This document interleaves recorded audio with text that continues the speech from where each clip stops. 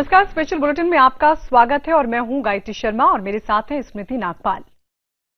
Mission Chandrayaan 2 में आई रुकावट के बाद भावुक हुए इसरो के चेयरमैन के सिवन को प्रधानमंत्री नरेंद्र मोदी ने गले लगाकर ढांढस बंधाया। बेंगलुरु में इसरो मुख्यालय में जब मोदी वैज्ञानिकों से मिलकर लौट रहे थे, इस दौरान के सिवन ने उनका अभिनंदन किया और वो भावुक हो गए। इस पर प्रधानमंत्री नरेंद्र मोदी ने आगे बढ़कर उन्हें गले लगाया। सिवन की आंखों में आंसू देख प्रधानमंत्री ने उनकी पीठ थपथपाई और प्रयासों को जारी रखने के लिए कहा। प्रधानमंत्री नरेंद्र मोदी ने बेंगलुरु में इसरो सेंटर से देश को संबोधित किया। पीएम मोदी ने चंद्रयान 2 के लैंडर विक्रम से संपर्क टूट जाने से वैज्ञानिकों को निराश नहीं होने के लिए कहा। उन्होंने कहा कि इसरो के वैज्ञानिकों ने पूरे देश की जनता को मुस्कुराने का मौका दिया है। पीएम मोदी ने यह भी कहा कि इसरो के वैज्ञानिक मक्खन पर लकीर नहीं बल्कि पत्थर पर लकीर खींचने की ताकत रखते हैं। संबोधन के बाद पीएम मोदी वहां मौजूद सभी वैज्ञानिकों से खुद जाकर मिले और उनका हौसला भी बढ़ाया। मिशन चंद्रयान 2 को लेकर कांग्रेस की अंतरिम अध्यक्ष सोनिया गांधी ने इसरो को बधाई दी। सोनिया गांधी ने कहा कि इसरो ने 115 सफल अंतरिक्ष मिशन को अंजाम दिया है। हम इसरो और उनके वैज्ञानिकों के कर्जदार हैं। सोनिया गांधी ने कहा कि पूरे देश को इसरो के वैज्ञानिकों पर गर्व है। सोनिया गांधी ने कहा कि इसरो की पूरी टीम ने अद्भुत काम किया। सोनिया गांधी ने इसरो के वैज्ञानिकों का हौसला बढ़ाते हुए कहा कि एक दिन हम चांद पर जरूर पहुंचेंगे। चंद्रयान 2 के लैंडर विक्रम का चांद पर उतरने से ठीक पहले ही संपर्क टूट गया। शुक्रवार रात 1:52 पर चांद के दक्षिणी ध्रुव पर लैंडर विक्रम को उतरना था, लेकिन चांद की सतह पर उतरने से ठीक पहले लैंडर विक्रम का संपर्क टूट गया। जिस वक्त लैंडर विक्रम का संपर्क टूटा, उस वक्त वो चांद से महज 2.1 किलोमीटर की दूरी पर था। लैंडर का संपर्क टूटने के बाद बेंगलुरु स्थित इसरो सेंटर में सन्नाटा पसर गया। वहां मौजूद वैज्ञानिकों के चेहरों पर चिंता की लकीरें उभर आई। इसके बाद खुद इसरो चेयरमैन के सिवन ने लैंडर से संपर्क टूटने की जानकारी दी। प्रधानमंत्री नरेंद्र मोदी ने मुंबई में 3 मेट्रो लाइनों की आधारशिला रखी। तीनों लाइनों का नेटवर्क 42 किलोमीटर लंबा होगा। पीएम मोदी ने मेट्रो भवन की भी आधारशिला रखी और मेक इन इंडिया प्रोजेक्ट के तहत बनाए गए मेट्रो कोच का उद्घाटन किया। इस दौरान पीएम ने विपरीत हालातों में बड़ी से बड़ी चुनौती को पूरा करने की प्रेरणा इसरो के वैज्ञानिकों से लेने की बात भी कही। इससे पहले पीएम मोदी ने विले पार्ले में लोकमान्य सेवा संघ तिलक मंदिर में भगवान गणेश की पूजा अर्चना भी की। प्रधानमंत्री नरेंद्र मोदी ने मुंबई में कई मेट्रो परियोजनाओं के उद्घाटन के मौके पर केंद्र सरकार के 100 दिनों के काम का जिक्र भी किया। पीएम मोदी ने 3 तलाक का जिक्र करते हुए कहा कि मुस्लिम बहनों को इससे मुक्ति मिली है। पीएम ने कहा कि शहरों को 21वीं सदी के मुताबिक बनाया जाएगा। उन्होंने कहा कि हर क्षेत्र में तेजी से काम हो रहा है। पीएम मोदी ने कहा कि इंफ्रास्ट्रक्चर पर 100 करोड़ रुपए खर्च करने की बात भी प्रधानमंत्री मोदी ने की। अब पीएम ने जल जीवन मिशन की शुरुआत का भी जिक्र इस दौरान किया। कश्मीर में आतंकवाद फैलाने के पाकिस्तान के मंसूबों पर एनएसए अजीत डोभाल ने सख्त संदेश दिया। उन्होंने कहा कि सीमा पार से आतंकी गतिविधियों को अंजाम देने की पाकिस्तान की कोशिशें कामयाब नहीं होंगी। जम्मू कश्मीर में आर्टिकल 370 हटाने के फैसले पर अजीत डोभाल ने दावा किया कि ज्यादातर कश्मीरियों का समर्थन मिल रहा है और वो बेहतर अवसर, आर्थिक प्रगति, रोजगार के अवसर देख रहे हैं। उन्होंने आर्टिकल 370 का विरोध करने वालों पर भी हमला बोला। कहा, सिर्फ कुछ ही लोग ऐसे हैं जो निजी स्वार्थ के कारण इस फैसले का विरोध कर रहे हैं। उधर विदेश मंत्री एस जयशंकर ने कहा कि भारत आतंकवाद के मसले पर पाकिस्तान के साथ सभ्य माहौल में बातचीत के लिए तैयार है। विदेश मंत्री ने सीमा पार से होने वाले आतंकवाद के मद्देनजर यह भी साफ कर दिया कि बातचीत हमारे सर पर बंदूक रखकर नहीं की जानी चाहिए। जयशंकर ने सिंगापुर में मिंट एशिया लीडरशिप समिट के दौरान ये बातें कहीं। विदेश मंत्री एस जयशंकर 6 से 10 सितंबर तक सिंगापुर के दौरे पर हैं। विदेश मंत्री ने यह बयान ऐसे समय में दिया है जब भारत और पाकिस्तान के बीच तनाव चरम पर है। 5 अगस्त को आर्टिकल 370 हटाने के बाद से दोनों देशों के बीच तनाव और बढ़ गया है। पाकिस्तान के पीएम इमरान खान पाकिस्तान के कब्जे वाले कश्मीर के छीनने के डर से बेहद खौफ में हैं। यही वजह है कि वो खुद पीओके पहुंचे, जहां उन्होंने एलओसी पर तैनात पाकिस्तान की सेना और अधिकारियों से मुलाकात की। इस दौरान इमरान खान के साथ Pakistan army chief general Bajwa और रक्षा मंत्री भी मौजूद थे। इससे पहले पीओके में भारी तादाद में पाकिस्तान की सेना को तैनात किया गया था। पाकिस्तान में एक और हिंदू लड़की के जबरन धर्म परिवर्तन का मामला सामने आया है। दिल्ली सिख गुरुद्वारा प्रबंधक कमेटी के अध्यक्ष मनजिंदर सिंह सिरसा ने एक वीडियो शेयर किया, जिसमें पीड़ित लड़की ने आरोप लगाया कि उसका अपहरण किया गया, फिर जबरन धर्म परिवर्तन के बाद उसका निकाह करा दिया गया। पीड़ित लड़की के मुताबिक निकाह से इनकार करने पर उसके साथ मारपीट भी की गई। तो वहीं लड़की के परिजनों के मुताबिक निकाह नहीं करने पर उसके भाइयों को जान से मारने की धमकी भी दी गई। उधर शिवसेना ने नए मोटर व्हीकल एक्ट का समर्थन किया है। शिवसेना ने अपने मुखपत्र सामना में नए ट्रैफिक नियमों को सही माना और साथ ही लिखा कि चालान के बढ़े हुए जुर्माने के डर से लोगों ने नियमों को मानने की कोशिश करनी शुरू कर दी है, जिससे आने वाले समय में सड़क हादसों में खासी कमी देखने को मिलेगी। शिवसेना ने साथ ही इस मुद्दे पर राजनीति न करने की भी सलाह दी। शिवसेना ने देश में लापरवाही की वजह से होने वाली सड़क हादसों पर भी चिंता जाहिर की। बिहार की राजधानी पटना में एक आदमी बाइक का चालान कटने के बाद ट्रैफिक पुलिस इंस्पेक्टर के पैरों में बैठ गया। बताया गया कि आदमी के पास बाइक के जरूरी कागज नहीं थे, जिसकी वजह से चालान काटा गया। लेकिन चालान कटते ही बाइक सवार आदमी ट्रैफिक पुलिस इंस्पेक्टर के पैरों में बैठ गया। इसके बाद पुलिस के 2 जवान उसे उठाने की कोशिश करने लगे।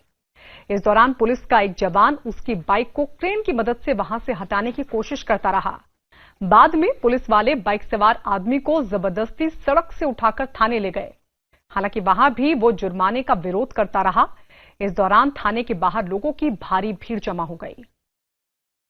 बिहार के दरभंगा में रेलवे स्टेशन के यार्ड में खड़ी दरभंगा अहमदाबाद एक्सप्रेस ट्रेन के एक डिब्बे में आग लग गई। ट्रेन के जलते डिब्बे से उठने वाला धुआं दूर दूर तक दिखाई दे रहा था और आग की लपटें और उससे उठते धुएं को देख इलाके के लोगों में अफरा तफरी मच गई। मौके पर जुटे इलाके के लोग बाल्टी में पानी भरकर ट्रेन के डिब्बे में लगी आग को बुझाने में जुट गए। गनीमत रही कि हादसे में कोई हताहत नहीं हुआ। पंजाब के पटियाला में केमिकल फैक्ट्री में भीषण आग लगने के बाद हड़कंप मच गया। आग इतनी तेजी से फैली कि इसने कुछ ही देर में फैक्ट्री के एक बड़े हिस्से को अपनी चपेट में ले लिया, जिसके बाद फैक्ट्री से आग की लपटें और धुआं उठने लगा, जो काफी दूर से दिखाई दे रहा था। आग की वजह से फैक्ट्री के कई हिस्से बर्बाद हो गए, जिसके बाद हर तरफ आग से जला फैक्ट्री का मलबा बिखरा दिखाई दिया। आग लगने की वजह शॉर्ट सर्किट बताई गई। लोगों ने फायर ब्रिगेड पर देर से आने का आरोप भी लगाया। दिल्ली के नजफगढ़ में एक महिला के साथ दिन दहाड़े लूटपाट की गई। लूटपाट की यह घटना वहां लगे सीसीटीवी कैमरे में रिकॉर्ड हो गई, जिसमें दिखा कि एक बदमाश ने पीछे से आकर महिला के गले से चेन खींच ली और तेजी से भागने लगा। इससे पहले कि महिला कुछ समझ पाती, बदमाश दूर जा चुका था। अपने बच्चे के साथ जा रही उस महिला ने बदमाश को पकड़ने की कोशिश की, लेकिन कुछ दूर भागने के बाद वो लड़खड़ाकर जमीन पर गिर गई। वहीं कुछ दूरी पर उस बदमाश का एक साथी बाइक लिए खड़ा था और महिला जब तक दोबारा उठकर खड़ी हो पाती, तब तक वो बदमाश अपने साथी की बाइक पर बैठकर वहां से निकल चुका था। उधर राजस्थान के अलवर में बहरोड थाने पर फायरिंग कर बदमाशों के अपने साथी को छुड़ाने का एक सीसीटीवी वीडियो सामने आया है। इस वीडियो में बदमाश फायरिंग करते दिखाई दे रहे हैं। इसके बाद बदमाश वहां से फायरिंग करते हुए कार से भागने लगते हैं, लेकिन थोड़ी ही दूर के बाद एक फार्म हाउस के पास बदमाश अपनी कार छोड़ देते हैं और फिर पैदल ही वहां से फरार हो जाते हैं। इस घटना के बाद पुलिस सीसीटीवी वीडियो के आधार पर बदमाशों की तलाश में जुट गई है। तो वहीं पुलिस ने इस मामले में 31 लाख रुपए भी बरामद किए हैं। महाराष्ट्र में तेज बारिश ने लोगों की परेशानी बढ़ा दी है। भिवंडी में पिछले कई घंटों से लगातार हुई तेज बारिश की वजह से सड़कें तालाब में तब्दील हो गई। लोगों को घुटनों तक भरे पानी में सड़क को पार करने के लिए मजबूर होना पड़ा। भिवंडी में कई जगह तो कमर तक पानी भर गया, जबकि कई दुकानों में पानी भर गया। इस दौरान एक सड़क पर जा रहे एक ऑटो के पहिए पूरी तरह से पानी में डूबे दिखाई दिए। लोगों को एक जगह से दूसरी जगह जाने में भी भारी परेशानी का सामना करना पड़ रहा है। जम्मू कश्मीर के कठुआ में बसौली गांव के बच्चे स्कूल जाने के लिए रोज अपनी जान को खतरे में डालते हैं। बच्चों का स्कूल अपने गांव से कई किलोमीटर दूर सियालम में है। इस वजह से बच्चों को जंगलों से होकर बिना पुल के एक नाले को रोजाना पार करना पड़ता है। बच्चे घुटनों तक भरे पानी में नाले को पार करने को मजबूर हैं। कुछ लोग तो छोटे बच्चों को अपनी पीठ पर बिठाकर नाला पार करवाते हैं।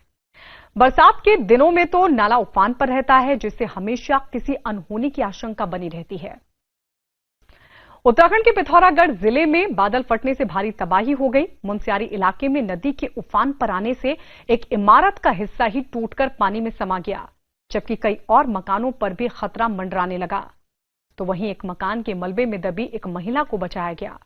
इस दौरान पानी और तेजी से बहते मलबे की वजह से बचाव में जुटे जवानों को भी काफी मुश्किलों का सामना करना पड़ा, लेकिन हालांकि एनडीआरएफ के जो जवान हैं उन्होंने अपनी जान जोखिम में डालकर फंसे सभी लोगों को सुरक्षित बाहर निकाल लिया।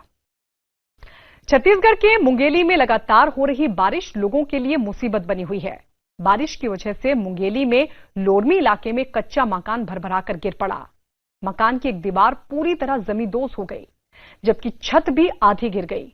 बताया जा रहा है कि इस मकान में 6 लोग रहते थे, जो कि वक्त रहते वहां से बाहर निकल गए। मकान में रहने वाले लोगों ने प्रशासन पर मदद नहीं करने का आरोप भी लगाया। छत्तीसगढ़ के धमतरी में लगातार हो रही बारिश की वजह से लोगों की परेशानी बढ़ गई है। धमतरी में बारिश की वजह से सड़कों पर पानी भर गया है। लोगों को एक जगह से दूसरी जगह जाने में परेशानियों का सामना करना पड़ रहा है। कई जगह मकानों में पानी भरने से लोगों की मुसीबत बढ़ गई है। उधर मध्य प्रदेश के बड़वानी में बाढ़ के पानी में डूबे गांव के लोगों का धरना जारी है। लोग गांव में पानी भरने से टापू बने एक हिस्से पर बड़ी संख्या में जमा हो गए। इस दौरान लोगों ने जमकर नारेबाजी की और वहां पहुंचे एसडीएम के सामने विरोध भी जाहिर किया। प्रशासन ने गांव में पानी भरने की वजह से लोगों को सुरक्षित जगह पर जाने की हिदायत दी, लेकिन लोगों ने ऐसा करने से मना कर दिया।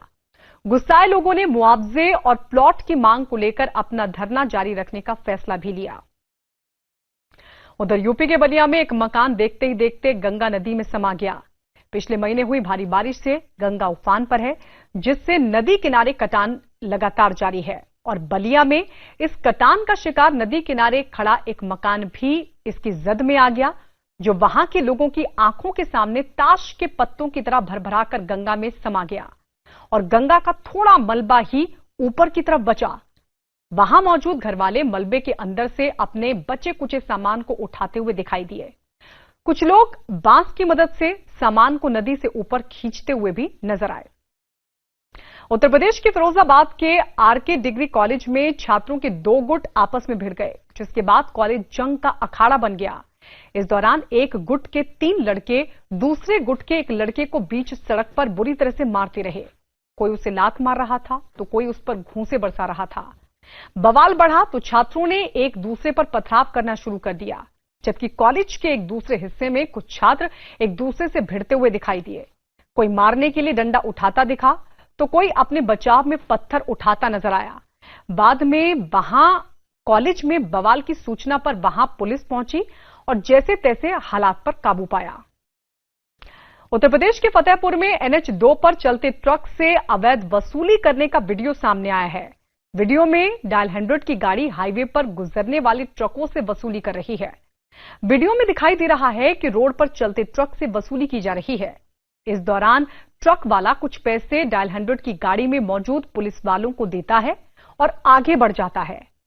वीडियो वायरल होने के बाद एसपी ने मामले की जांच के आदेश दिए हैं। स्पेशल बुलेटिन में आज के लिए बस इतना ही। अगले हफ्ते इसी समय फिर होगी मुलाकात।